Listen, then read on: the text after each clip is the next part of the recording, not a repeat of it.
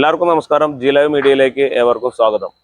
നമ്മളിപ്പോൾ നിൽക്കുന്നത് കേരളത്തിന്റെ സാംസ്കാരിക തലസ്ഥാനമായ തൃശ്ശൂരാണ്. തൃശ്ശൂർ കേരള സംഗീത നാടക അക്കാദമിയുടെ മുറ്റത്താണ് നിൽക്കുന്നത്. ഇവിടെ രാജ്യാന്തര തിയേറ്റർ ഫെസ്റ്റിവൽ നടന്നുകൊണ്ടിരിക്കുകയാണ്. അപ്പോൾ ഈ രാജ്യാന്തര തിയേറ്റർ ഫെസ്റ്റിവലിനോടൊപ്പം നമ്മുടെ കൂടെ അതിഥിയായിട്ടുള്ള വളരെ പ്രശസ്തനായ, വളരെ പ്രഗത്ഭനായ ഒരു വ്യക്തിയാണ്.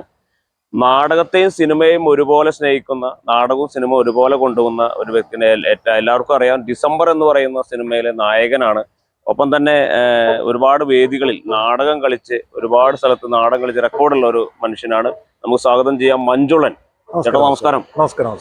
അപ്പൊ നമ്മൾ നാടകവും സിനിമയും ഒരുപോലെ കൊണ്ടുപോകുന്ന ഒരാളാണ്. നാടകത്തെ ഏറ്റവും കൂടുതൽ സ്നേഹിക്കുന്ന ഒരു വ്യക്തിയാണ്. ഏറ്റവും കൂടുതൽ വേദികളിൽ നാടകം കളിച്ചിട്ടുള്ള വ്യക്തിയാണ്. അപ്പോ എങ്ങനെയാണ് ഈ നാടകത്തെ ഇത്രയധികം നെഞ്ചിലേറ്റുന്നുള്ള ഒരു നാടകം? നമ്മളൊക്കെ സ്കൂളിൽ പഠിക്കുമ്പോൾ നമ്മൾ അന്ന് ഈ അഭിനയം എന്ന് പറഞ്ഞ കലാരൂപം ശരിക്കും സിനിമയാണ് അല്ലേ? സിനിമ കണ്ട് അന്ന് സോമന്റെയും നസീറിന്റെയും ജയന്റെ ഒക്കെ സിനിമ കണ്ട് ഭയങ്കരമായിട്ട് വീട്ടിലേക്കൊക്കെ വന്ന് നമ്മൾ അതുപോലൊക്കെ അഭിനയിക്കുന്ന ഒരു കാലഘട്ടമായിരുന്നു സ്കൂൾ പഠിക്കുമ്പോൾ. പക്ഷെ നമ്മൾക്ക് ആ സമയത്തൊന്നും സിനിമയിൽ എത്തിപ്പെടാനുള്ള പറ്റില്ലല്ലോ. അപ്പൊ അതിനുള്ളൊരു വഴി എന്നുള്ള രീതിയിലാണ് നമ്മളെ മറ്റ് സ്റ്റേജ് പെർഫോമൻസിന് നാടകത്തൊക്കെ നമ്മൾ കാണാം. അങ്ങനെ അഭിനയത്തോട് കമ്പം വന്നിട്ട് നമ്മൾ തന്നെ സ്ക്രിപ്റ്റുകൾ ഉണ്ടാക്കി നമ്മൾ തന്നെ സംവിധാനം, നമുക്കൊന്നും അറിയുന്നില്ല, 5ാം ക്ലാസ്സിൽ പഠിക്കുന്ന സംവിധാനത്തെ കുറിച്ചൊന്നും അറിയില്ലോ. നമ്മൾ തന്നെ സംവിധാനം ചെയ്ത് നമ്മൾ തന്നെ അവതരിപ്പിക്കുകയാണ്. അപ്പൊ ഇത് അവതരിപ്പിച്ച് കഴിയുമ്പോൾ ആളുകളൊക്കെ പറയും ഗംഭീര എന്ന് പറയും, അസലായിട്ട് കൊള്ളാലോ എന്നൊക്കെ പറയുമ്പോൾ അപ്പൊ നമുക്കൊരു ഭയങ്കര ആത്മവിശ്വാസം. എനിക്ക് തോന്നുന്നു നമ്മുടെ ഒരു വഴി ഇതാണ്, ജീവിതകാലം മുഴുവൻ ഇങ്ങനെ പോവാം. പക്ഷെ ഇത് വരുമാനം കിട്ടുന്നു അങ്ങനൊന്നും തോന്നലൊന്നുമില്ല.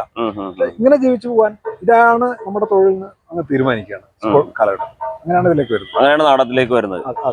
എനിക്ക് തോന്നുന്നു ഈ ലോകത്തിലെ തന്നെ ഏറ്റവും കൂടുതൽ വേദികൾ കളിച്ചിട്ടുള്ള നാടകം ചേട്ടന്റെ മറ്റേ കൂനൻ എന്ന് പറഞ്ഞ നാടകമാണ്. ഒറ്റയാൾ നാടകമാണ് കൂനൻ എന്ന് പറഞ്ഞത്. അപ്പോ ഇത് എനിക്കൊന്ന് വിദേശത്തൊക്കെ കളിച്ചിട്ടുണ്ട് ഒരുപാട്. എത്ര ഇപ്പൊ 2000-ലേറെ സ്റ്റേജ് കളിച്ചിട്ടുണ്ട്? 2500-ഓളം വേദികൾ കളിച്ചിട്ടുണ്ട്. 25 വർഷമായിട്ട്. അതായത് ഒരു വർഷത്തിലൊരു 100 ദിവസമെങ്കിലും ഈ അരങ്ങിൽ നിൽക്കുകയാണ് ഈ നാടകമായിട്ട്. അത് വലിയ കാര്യമാണ്. 100 ദിവസം ആരെങ്കിലും ഇങ്ങനെ നിറഞ്ഞു നിൽക്കുക എന്നുള്ളത് ചില്ലറ കാര്യമൊന്നുമല്ല, ഭയങ്കര സംഭവമാണത്. എന്തൊക്കെയായിരുന്നു അതിന്റെ വെല്ലുവിളികൾ? എന്തൊക്കെയായിരുന്നു വെല്ലുവിളി? ഞാനിത് ഇത്രത്തോളം 2000 വേദി കളിക്കണം എന്ന് തീരുമാനിച്ച് കളിച്ച് തുടങ്ങിയതല്ല.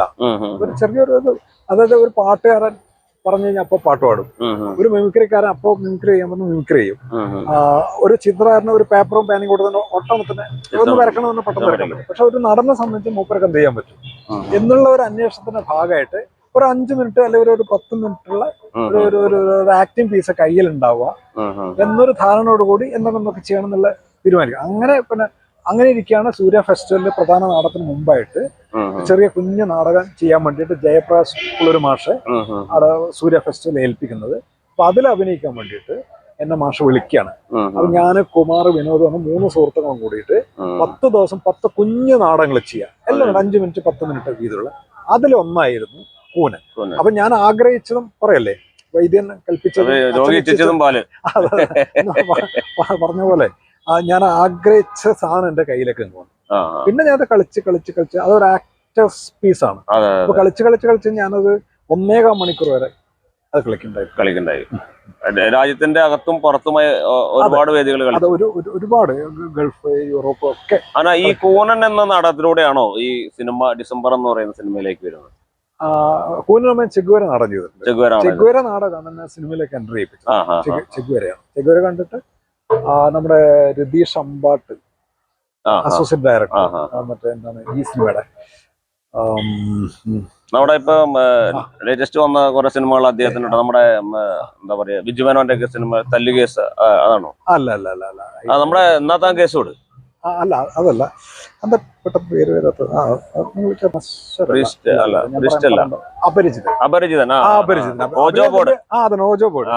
ഗംഭീര സിനിമ. മറ്റേ അതിൽ അപരിചിതല്ല അഭിനയിക്കാൻ വേണ്ടിട്ട് ചിഗുവേര കണ്ടിട്ട് ഇതുപോലെ മുടിയൊക്കെ നട്ട്, അന്ന് എനിക്ക് ഇത്ര മുടിയുണ്ട്, ചിഗുവേര പോലെ തന്നെ ആയിരുന്നു. എനിക്ക് ഒരാൾ വേണമെന്ന് പറഞ്ഞിട്ടാണ് നേരിട്ട് കൊണ്ടുപോകുന്നത്. അപ്പൊ അങ്ങനെയാണ് സിനിമയിൽ തുടക്കം. അതിനുശേഷം ഡിസംബറിൽ ഹീറോ ആയിരുന്നു. ആ സമയത്ത് സിനിമയിലൊക്കെ എത്തിപ്പെടുക എന്ന് പറഞ്ഞ് ഭയങ്കരമായിട്ടുള്ള ഒരു അധ്വാനം വേണം. പക്ഷെ എന്നെ സംബന്ധിച്ചിടത്തോളം വളരെ പെട്ടെന്ന് തന്നെ എനിക്കത് പറ്റിയിട്ടുണ്ട്.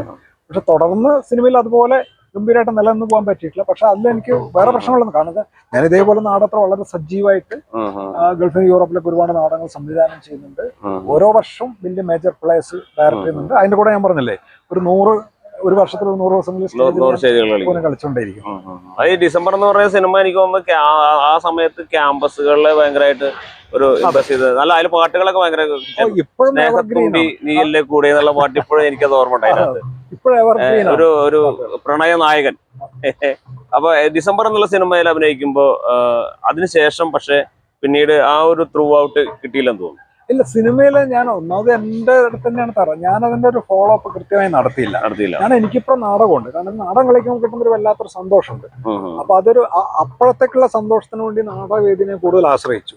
സിനിമ എന്ന് പറയുന്ന അപ്പൊ സന്തോഷം കിട്ടിയില്ലെങ്കിലും പിന്നീട് ലൈഫ് ലോങ്ങിൽ സന്തോഷം കിട്ടും. അങ്ങനെയുള്ള നാടകം എന്നുള്ള പ്രസന്റ് മാത്രം ജീവിച്ചിരിക്കുന്ന സമയത്താണ് നാടകം.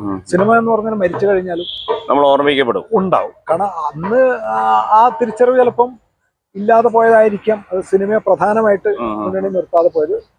പക്ഷെ കുഴപ്പമില്ല, ഇനിയും സമയമുണ്ട്, അവസരങ്ങളുണ്ട്. അങ്ങനെയൊന്നുമില്ല, സിനിമയായാലും നാടകമായാലും കലാരൂപം നമ്മൾക്ക് നമ്മുടെ കൈയും കാലം. എല്ലാ ആളുകളും ആഗ്രഹിക്കുന്നത് സിനിമയിൽ പോയി കഴിഞ്ഞാൽ അവിടെ സ്റ്റിക്ക് ഓൺ ചെയ്തിട്ട് അവിടെ അങ്ങനെ അങ്ങോട്ട് കയറി പോവാന്നുള്ളതാണ്. പക്ഷെ മഞ്ജുള ചേട്ടൻ ആഗ്രഹിച്ചത് എന്ന് പറഞ്ഞു കഴിഞ്ഞാൽ നാടകവേദികളിലൂടെ കൂടുതൽ സഞ്ചരിക്കുക, നാടകത്തെ കൂടുതൽ സ്നേഹിക്കുക, നാടകത്തിലൂടെ അറിയപ്പെടുക എന്നുള്ളതാണ്. അത് എല്ലാവരും ചെയ്യേണ്ട ഒരു സംഗതി അല്ലല്ല. കാരണം വെച്ചാല് നമ്മളിപ്പോ ചില സിനിമാ പ്രവർത്തകരൊക്കെ പറയും, പിന്നെ എനിക്ക് സിനിമയില്ലെങ്കിലും ഞാൻ നാടകം ചെയ്ത് ജീവിക്കും. സിനിമയിൽ സജീവമായിട്ട് നിൽക്കുന്ന ആളുകൾ. പക്ഷെ ഇവരൊന്നും തന്നെ സിനിമ വിട്ടിട്ട് പിന്നെ നാടകം ചെയ്യാറില്ല. സാധാരണ അങ്ങനെ പതിവില്ല. ഇല്ല, ഡയലോഗ് പറയാൻ മാത്രമേ ഉള്ളൂ. പക്ഷെ നമ്മളത് പ്രൂവ് ചെയ്യുകയും ചെയ്തിട്ടുണ്ട്. കാരണം വെച്ചാൽ നമ്മള് നിരന്തരം, ഞാൻ നാടകമാണ് പഠിച്ചത്, ഡിഗ്രി അതിലാണ്, PG ആണ്. നാടകത്തിനും സിനിമയും ഞാൻ ഒരുപോലെ കാണുന്നുണ്ട്. ഇപ്പൊ എന്ന് പറഞ്ഞു കഴിഞ്ഞാൽ നാടകവും സിനിമയുള്ള ഈ അന്തരൊക്കെ കുറഞ്ഞു വരാൻ പോവാണ്. അങ്ങനെ തന്നെ സംഭവിക്കണം. ഇപ്പൊ ടെക്നോളജി നാടകത്തിൽ നന്നായിട്ട് വന്നു തുടങ്ങി. അല്ല, നാടകത്തിനൊക്കെയാണ് ഒരുപാട് ആർട്ടിസ്റ്റുകൾ ഇപ്പൊ സിനിമയിലൊക്കെ പോകുന്നത്. അത് ഏകോദര സഹോദരങ്ങൾ തന്നെയാണ്. മീഡിയന്റെ ഒരു വ്യത്യാസം മാത്രമേ ഉള്ളൂ. നാടകം നമ്മൾ ഡയറക്ടർ നേരിട്ട് കാണുന്നു, സിനിമ ഡയറക്ടർ ഒരു ക്യാമറ ആണ് ആദ്യം കാണുന്നത്, അത് പ്രേക്ഷകൻ കാണിച്ചു കൊടുക്കും. അതിലൊരു മീഡിയേറ്റർ ഉണ്ട് എന്നുള്ളൊരു വ്യത്യാസം മാത്രമേ ഉള്ളൂ. പക്ഷേ ഈ ഒരു കാലഘട്ടത്തിൽ നാടകം ഒരുപാട് വെല്ലുവിളികളിലൂടെ കടന്നു പോകുന്ന ഒരു കാലഘട്ടം. ഒറ്റയാൾ നാടകമൊക്കെ വലിയൊരു കുഴപ്പമില്ലാതെ പോകും. പക്ഷെ നാടകത്തിന് ആർട്ടിസ്റ്റുകളെ കിട്ടാനുള്ള ബുദ്ധിമുട്ട്, പഴയ ഒരു സ്വീകാര്യത നടത്തി തിയേറ്റർ ഫെസ്റ്റിവൽ അങ്ങനെയുള്ള കേസന്നെ പോലുള്ള പരിപാടികളിലൊക്കെ ശരിക്കും നാടകമുണ്ട്. പക്ഷെ പണ്ടൊക്കെ ഈ ഉത്സവ പറമ്പുകളിൽ അതുപോലെ അങ്ങനെ എല്ലാ സ്ഥലത്തും നാടകം അങ്ങനെ നിറഞ്ഞു നിൽക്കുമായിരുന്നു. ഗാനമേളയുടെ വരവോടുകൂടി കുറച്ച് പറഞ്ഞെങ്കിലും പിന്നീട് വീണ്ടും അത് പഴയ പോലെ വന്നിരുന്നു. പക്ഷെ ഇപ്പൊ ആ ഒരു ഫ്ലോ നാടകത്തിന് കിട്ടുന്നുണ്ടോ? അതായത് നമ്മൾ നാടകവേദി പറവിലേക്ക് പോയി എന്ന് പറയുന്നത്, നമ്മൾ ഉത്സവ പറമ്പിൽ പള്ളി പെരുന്നാളിന് കളിക്കുന്ന നാടകവേദിയാണ് പറവിലേക്ക് പോയത്. ബാക്കിയുള്ള നാടകങ്ങളൊന്നും പറവിലേക്ക് പോയിട്ടില്ല. എല്ലാ കാലത്തും കാരണം ആ ഉത്സവപ്പറമ്പിൽ കളിക്കുന്ന നാടകങ്ങൾക്ക് പകരമായിട്ട് നമുക്ക് TV സീരിയൽ വന്നു തുടങ്ങി. ആ TV കാണുന്ന സീരിയലും ഈ ഉത്സവപ്പറമ്പ് നാടകങ്ങളും വ്യത്യാസമില്ലല്ലോ. അപ്പൊ വീട്ടിൽ നിന്ന് ഇരുന്നിട്ട് നമുക്ക് ഈ നാടകം കാണാമല്ലോ. വീട്ടിൽ നിന്ന് നമ്മള് അത് ക്യാമറയിൽ പകർത്തി TV പകർത്തി നാടകം കാണുന്നേ ഉള്ളൂ. പക്ഷെ അതല്ലാതെ ഇതിപ്പോ ഇപ്പോക്ക് മാത്രം നിങ്ങൾ നോക്കിയാൽ ഇപ്പോക്കിന് എന്തൊരു ജനങ്ങളാണ്, കൂടുതൽ ആളുകൾ. ഇവിടെ സംഗീത അക്കാദമിയിൽ ഏത് നാടകം ഇഷ്ടംപോലെ ആളുകളാണ്. ഞാൻ പറഞ്ഞിപ്പോ മാടമോഷം എന്ന് പറഞ്ഞ നാടകം, അവർക്ക് ഇപ്പം തന്നെ ഏകദേശം 100ഓളം കളികൾ. അവർക്ക് അപ്പൊ നാടകവേദി അങ്ങനെ പോകുന്നില്ല. പക്ഷെ എന്താ പ്രശ്നം എന്ന് പറഞ്ഞു കഴിഞ്ഞാൽ, ഈ നാടകം എന്ന് പറഞ്ഞൊരു കലാരൂപം ഇവിടെ ഉണ്ട് എന്നുള്ള നമ്മുടെ ന്യൂജൻ മലയാളി കുട്ടികൾക്ക് അറിയില്ല. അവരെ സംബന്ധിച്ച് ഇപ്പൊ നാടകം TV കാണുന്ന കോമഡി ഷോ പരിപാടിക്കാണ്. അപ്പൊ നാടകങ്ങൾ ഇപ്പം നിങ്ങൾക്ക് മക്കളുണ്ടെങ്കിൽ അവര് നാടകം കാണാൻ വാന്ന് പറഞ്ഞാൽ അവർ വരില്ല. പക്ഷെ നിങ്ങൾ അവരെ പിടിച്ച് കൊണ്ടുവന്ന് ഇവിടെ ഒരു നാടകം കാണിച്ചു കൊടുക്കണം. അപ്പൊ ഒറ്റ നാടകത്തോടുകൂടി അവർ നാടകത്തിന്റെ ആരാധകരായി മാറും, യാതൊരു സംശയമില്ല. അതേസമയം നിങ്ങൾ ഈ ഉത്സവപ്പറമ്പ് കൊണ്ടുപോയി കഴിഞ്ഞാൽ അവൻ നാടകത്തെ അതോടുകൂടി വൃത്തളി എന്താ ഇവർ മയക്കും കെട്ടിട്ട് അങ്ങോട്ടും ഇങ്ങോട്ടും എന്ന് പറയുന്നത്. പഴയ കഥ, 30 കൊല്ലം മുമ്പത്തെ കഥ. പക്ഷെ മറ്റേതൊന്നല്ല, ടെക്നോളജി. ഇപ്പം ഞങ്ങളുടെ വാവെന്നൊക്കെ പറഞ്ഞ നാടകം ടെക്നോളജി എങ്ങനെയാണ് ഒരു ആർട്ട് ഫോമിൽ, ലൈവ് ആർട്ട് ഫോമിൽ ഇത്ര സ്വാധീനിക്കുന്നത്. കേരളത്തിൽ തന്നെ ഏറ്റവും വലിയ ഒരു സംഭവം ഉണ്ടാകുന്ന രക്തരക്ഷസ് പോലെ ഇപ്പൊ ടെക്നോളജി ഉപയോഗിച്ചിട്ടാണ്. അപ്പൊ അങ്ങനെ ഒരു, പക്ഷെ നാടക കലാകാരന്മാർ ഒരുപാട് വെല്ലുവിളികൾ നേരിടുന്നില്ല. പഴയ പോലെ ആർട്ടിസ്റ്റുകളെ കിട്ടുന്നുണ്ടോ നാടകം കിട്ടാതിരിക്കാനുള്ള കാരണം എന്താണ്? എന്നാൽ ഗവൺമെന്റ് മീഡിയാസ് ഒന്നും നാടകവേദിനെ കാര്യമായിട്ട് പ്രോത്സാഹിപ്പിക്കുന്നില്ല. ഈ ആളുകൾ വരാത്ത എന്ത് പണി ചെയ്യണമെങ്കിലും അതിൽ കൂലി കിട്ടിക്കഴിഞ്ഞ ആളുകൾ ജീവിക്കാനുള്ള വക വേണ്ടേ? അവർക്ക് ജീവിക്കണം, അവരെ മക്കള് ഭക്ഷണം കഴിക്കണം, മക്കളെ വിദ്യാഭ്യാസം ചെയ്യിപ്പിക്കാനുണ്ട്, വീടിന് വാടക കൊടുക്കാനുണ്ട്. അപ്പൊ ഒരു മിനിമം ഒരു 50,000 രൂപയെങ്കിലും വേണം ഒരു ഫാമിലിക്ക് ഇപ്പൊ നല്ല രീതിയിൽ ജീവിക്കാൻ. മീൻസ് ഒരു അസുഖവും എല്ലാം ഡോക്ടറെ കാണാൻ ഒക്കെ കൂടിയിട്ട് ഒരു 50,000 രൂപ. അത് നാടകവേദിയിൽ നിന്ന് എപ്പോൾ കൊടുക്കാൻ പറ്റുന്നോ അപ്പോൾ ഇതിനകത്ത് ഞാൻ പറഞ്ഞ അത് പോരാ.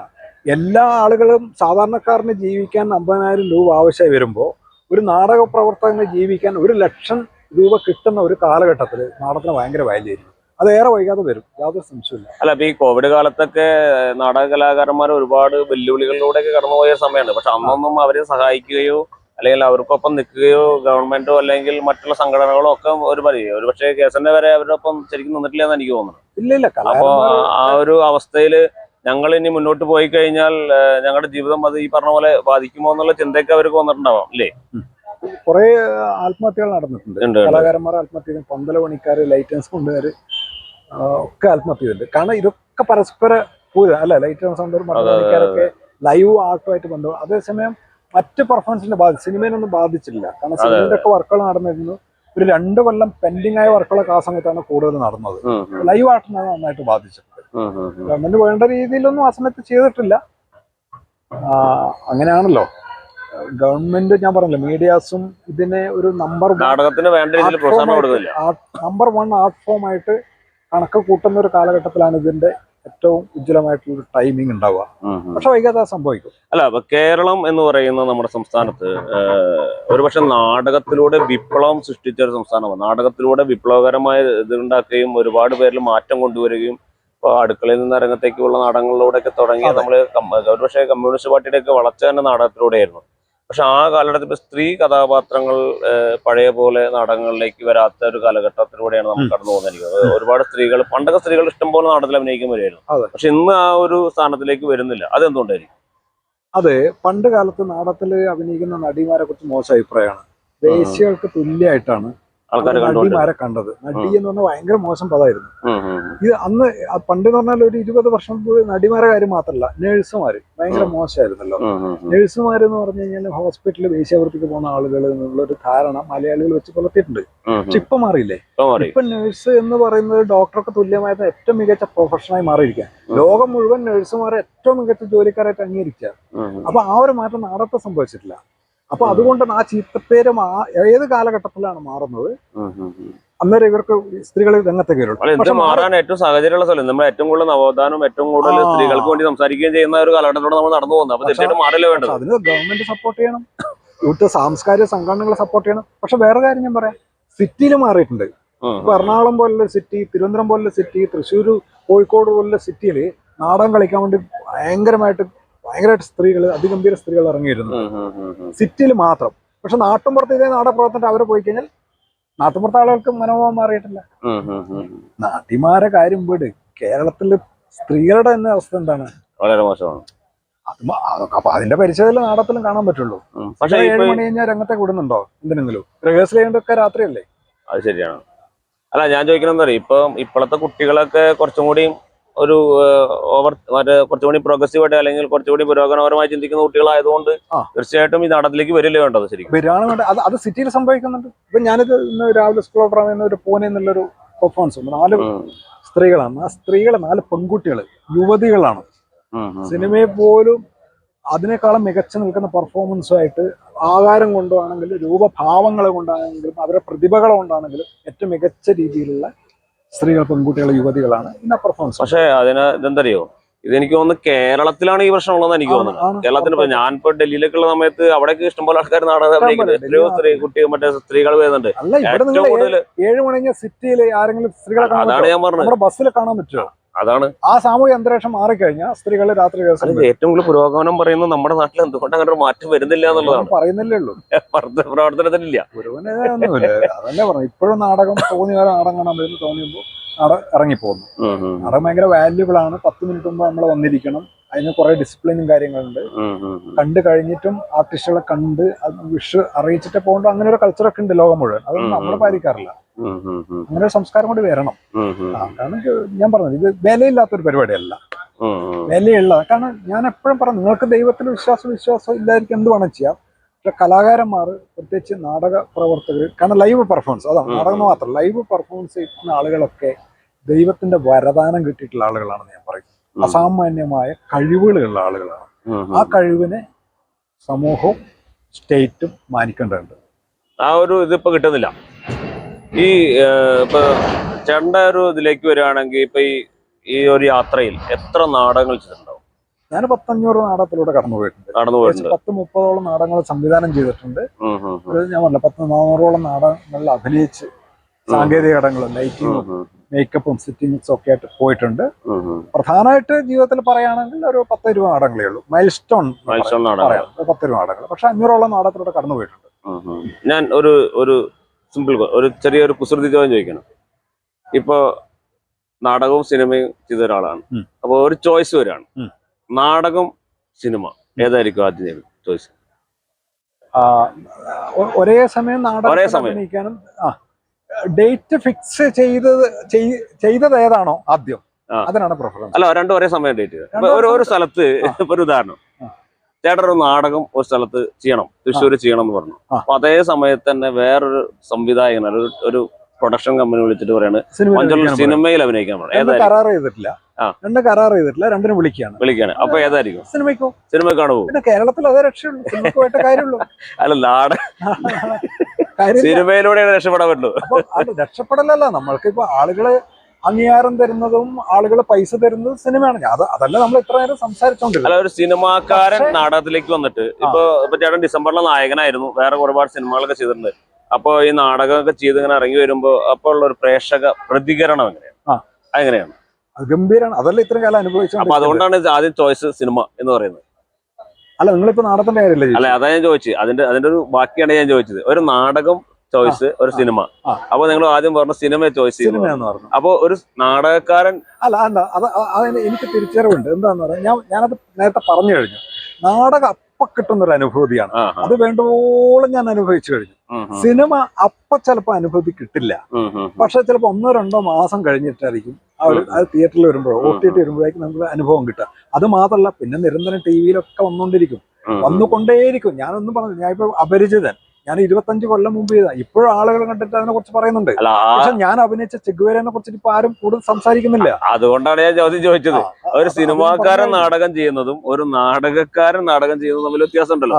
അപ്പൊ അതുകൊണ്ടാണ് ഏത് ചോയ്സ് ആദ്യം എടുക്കുന്നത്. അതിന് അപ്പൊ കുസൃതി എന്നുള്ളത് പറയുന്നുണ്ട്. ഇതാണ് റിയാലിറ്റിയാണത്.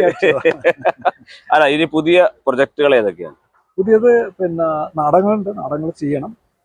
ഞാനിപ്പോ 2500 ആക്കിയോണ്ട് പുതിയൊരു സോളോ ചെയ്യേണ്ടതുണ്ട്. പുതിയൊരു നാടകം സംവിധാനം ചെയ്യാനുള്ള സ്ക്രിപ്റ്റിന്റെ പണിയിലാണ്. എന്നോട് 2-3 സിനിമയിൽ അഭിനയിക്കാൻ വരുന്നുണ്ട്. അപ്പൊ ഇതൊന്നും രണ്ടും രണ്ടല്ല. അഭിനയത്തെ സംബന്ധിച്ചിടത്തോളം രണ്ടൊന്നല്ല. പിന്നെ നാടക സിനിമയൊക്കെ ഒരേപോലെയാണ്. ചെറിയ ടെക്നോളജിന്റെ വ്യത്യാസം മാത്രമേ ഉള്ളൂ. പിന്നെ സിനിമയും ഒന്ന് സംവിധാനം ചെയ്ത് നോക്കണ്ടേ? ഉറപ്പായിട്ടും വേണം. നാടകങ്ങൾ ഒരുപാട് സംവിധാനം ചെയ്ത ഒരാൾക്ക് തീർച്ചയായിട്ടും സിനിമ സംവിധാനം ചെയ്യാൻ പറ്റും. കാരണം അതിനകത്ത് എല്ലാ സാധനങ്ങളും ഉണ്ടല്ലോ. അതും ചെയ്യണം. അത് സുഹൃത്തുക്കൾ, അത് വേറെ ചെറിയ ടെക്നോളജി ചെറിയ വ്യത്യാസമുണ്ട്. അപ്പൊ സിനിമ ചെയ്യാനുള്ള പ്ലാൻ ഉണ്ട്, പിന്നെ സംവിധാനം ചെയ്യാനുള്ള പ്ലാൻ ഉണ്ട്. കഥകളി ചെയ്യണം, ഉടനെ തന്നെ ചെയ്യും. അതെ, കഥകളി ചെയ്യണം. ഒക്കെ പറ്റുന്ന എല്ലാ ആർട്ട് ഫോമും ചെയ്യണം എന്നുള്ള ആഗ്രഹത്തിലല്ല. അല്ല, അപ്പൊ ഈ എന്താ പറയാ, സിനിമ സംവിധാനം, നാടകം ഒക്കെ ഇങ്ങനെ ഒരുപാട് കാലം കൊണ്ടുള്ള ഒരു അഭിനേതാവ് എന്നുള്ളത്, ഏറ്റവും കൂടുതൽ അഭിനേതാവ് എന്നുള്ള ലെവലിലാണല്ലോ അറിയപ്പെട്ടിട്ടുള്ളത്. അതെ. നാടക അരങ്ങിൽ അവതരിപ്പിക്കാൻ ആഗ്രഹിക്കുന്ന ഒരു കഥാപാത്രം ഏതാണ്? അങ്ങനില്ല. പണ്ടൊക്കെ ഉണ്ടായിരുന്നു, ഇപ്പോഴതില്ല.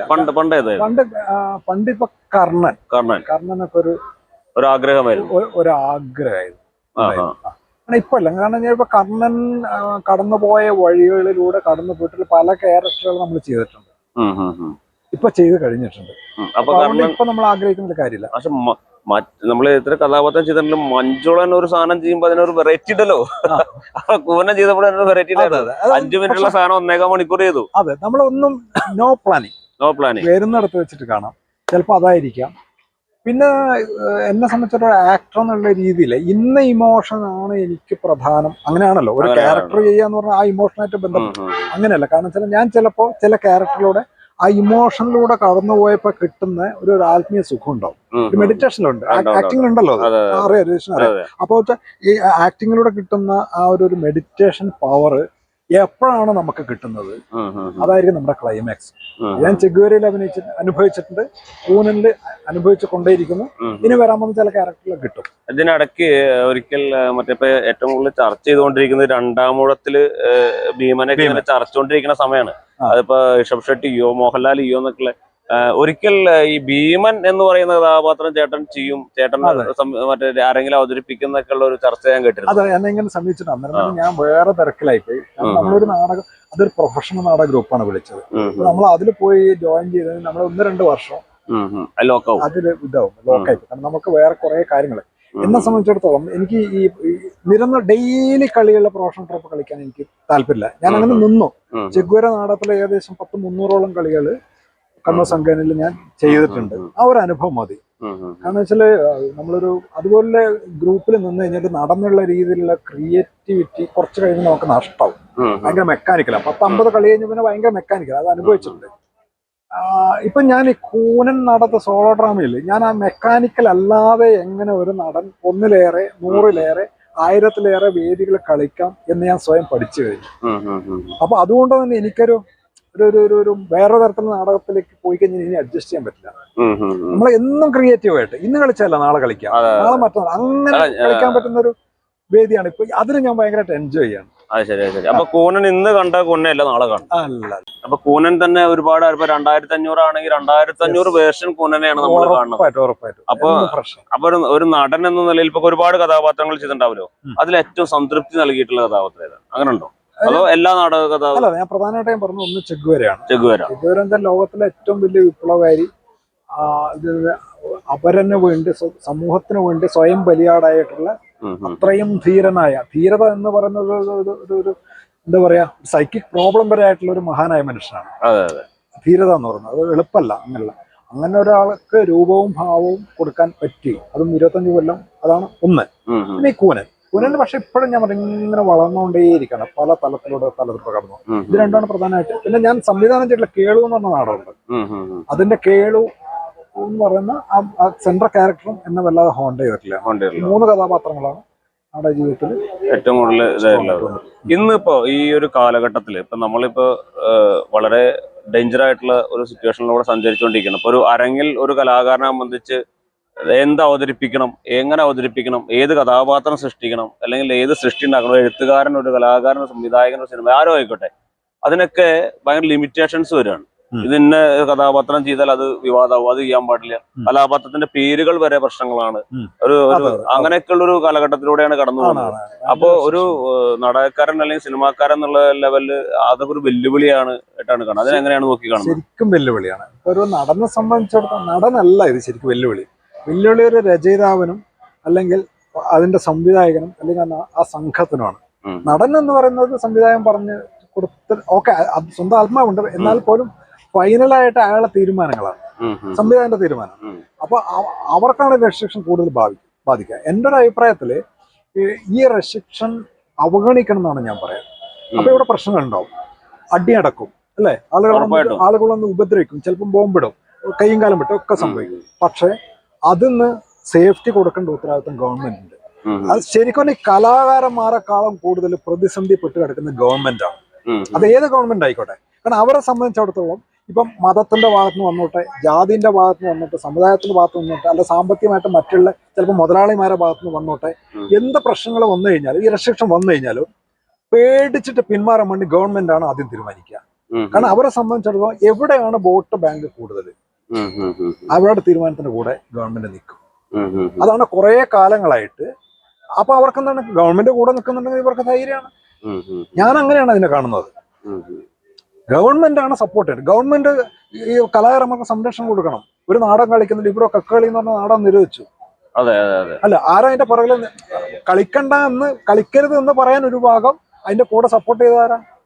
ഭരിക്കുന്ന ആളുകളാണ്.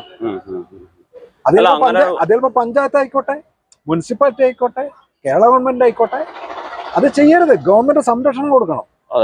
കാരണം അഭിപ്രായ സ്വാതന്ത്ര്യം എന്ന് പറയുന്നത് വേറെ തരത്തിന്റെ വീട്ടിൽ കയറിയിട്ട് ചോറിൽ ഇത് വാരിയിട്ടല്ല, മണ്ണ് വാരിയിട്ടല്ല ചെയ്യുന്നത്. സൊസൈറ്റിയിലുള്ള കാര്യങ്ങൾ ഇങ്ങനെയൊക്കെ ഉണ്ട് എന്ന് പറയാണ്, അല്ലെ, ഒരു ചർച്ചയ്ക്ക് വിധേയക്കാണ്. അതിന്റെ ചിലപ്പോൾ തെറ്റാവാം, ചിലപ്പോൾ ശരിയാവാം. അത് പരിശോധിക്കാനുള്ള അവകാശമുള്ളത് ഓഡിയൻസിനാണ്. അതിനുള്ള അവസരം ഗവൺമെന്റ് കൊടുക്കണം. ഞാൻ അങ്ങനെയാണ് അതിനെ നോക്കിക്കാണുന്നത്. തീർച്ചയായിട്ടും നാടകത്തെ ഒരുപാട് സ്നേഹിക്കുന്ന, സിനിമയെ ഒരുപാട് സ്നേഹിക്കുന്ന ഒരുപാട് കാര്യങ്ങൾ മഞ്ജുളൻ ചേട്ടൻ നമ്മുടെ അടുത്ത് പറയുകയുണ്ടായി.